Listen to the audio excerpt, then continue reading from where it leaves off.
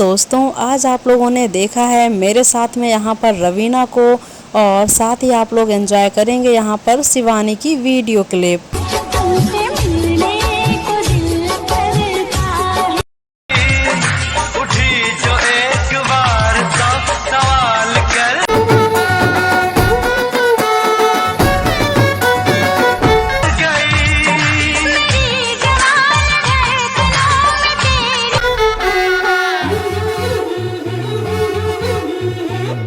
तो दोस्तों आज की इस वीडियो को कितना एंजॉय किया है आप लोगों ने, और इसी के साथ में आप लोगों को सबसे अच्छी क्लिप कौन सी लगी अपने कमेंट्स में ज़रूर बताइएगा।